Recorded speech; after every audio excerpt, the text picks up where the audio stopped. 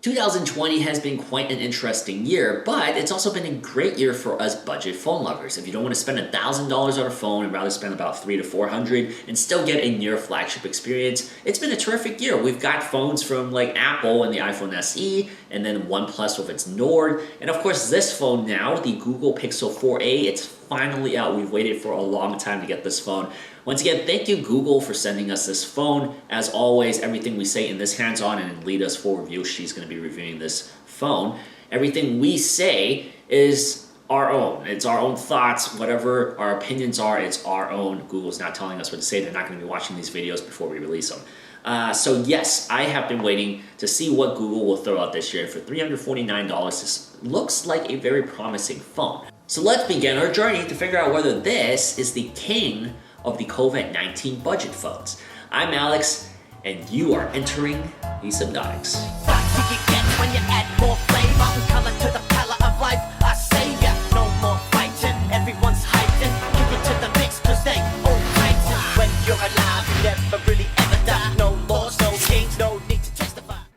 The Google Pixel 4a's packaging is what we come to expect from a Google Pixel unboxing experience.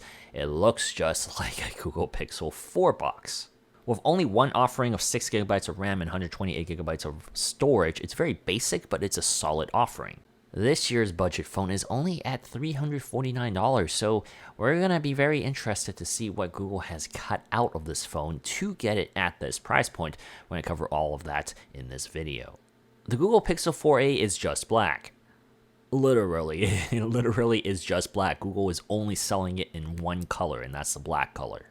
So first impressions of the Google Pixel 4a is that it looks a lot like every other Pixel we've looked at, or at least like kind of like the Google Pixel 4 actually. And look at that. First impressions, it does feel very nice to hold in the hand. I'm actually very surprised. It's a plastic material on the back. But yeah, we'll put that aside and take a look at what else is in the box. So it's a little bit different than what the Pixel 4's unboxing is. The papers do feel a little thinner. Maybe that's just me because it's a budget phone. But yeah, just a lot of paperwork. And then we have our SIM tool. And that's basically it for that. We have our fast charger, which is a USB-C, and a USB-C to USB-C cable, which is perfect. And then we also have a dongle, an adapter, USB-C to A. And that's basically it. So the phone is really just all black. And we have to take a look at the camera sensor first. And that's a 12 megapixel sensor. We've seen this sensor because it's the same one as the 3A and the 3 and also the 4. It's a Sony sensor, Sony IMX. And it should give us the same results as those previous Pixel phones. And if that's the case, for $350, this is still going to be a winner because most of what Google does with their camera has to do with their software. We'll talk about that in a bit.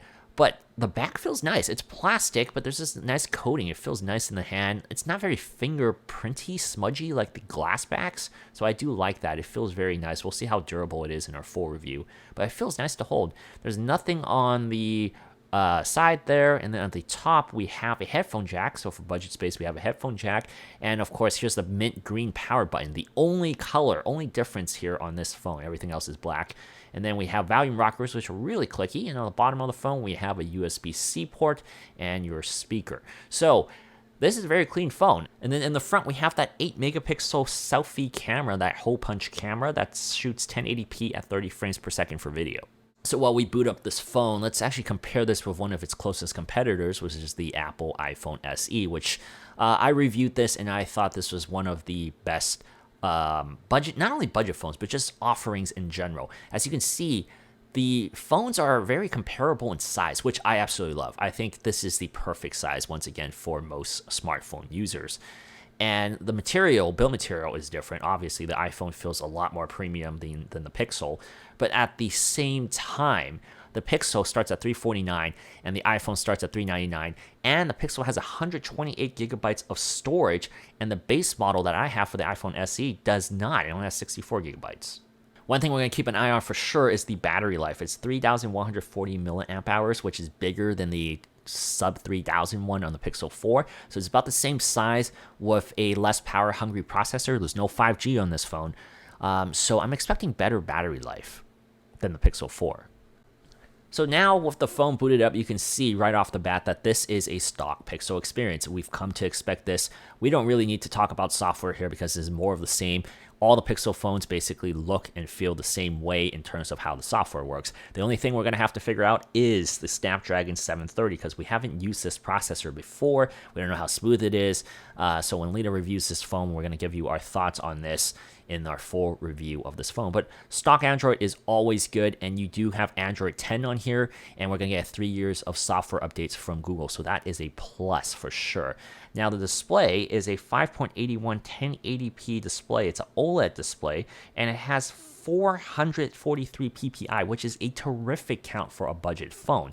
And then replacing the face unlock we had on the Pixel 4 is the cheaper budget option, which is the Pixel Imprint, the fingerprint scanner. It works rather quickly. We've come to expect this from any fingerprint scanner nowadays, but I prefer fingerprint scanners, so I like seeing it here. And then, of course, the camera. So once again, this camera, we've seen it on previous Pixel phones, so we should be expecting more of the same. Processing of the pictures should be slower on this, unless there's something that we absolutely don't know about.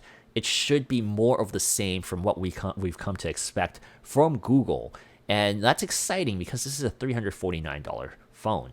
So overall, what do I think of the Google Pixel 4a right off the bat, holding this phone in my hand? Right now, it's finally real. It's actually out. I'm impressed. I'm pretty happy. Like I said, there's two unknowns. Build quality, because we didn't know what this build quality was going to be like, and also the processor. I've never used a 730 processor. The Mi Note 10 and some Realmes have it, and those have pretty good reviews. People seem to like it. So this processor, if it holds up and it does what I expect it to do, I think this is a great package right off the bat. It feels nice. It's just multiple things in here that for $349, it's a great overall package, at least on paper.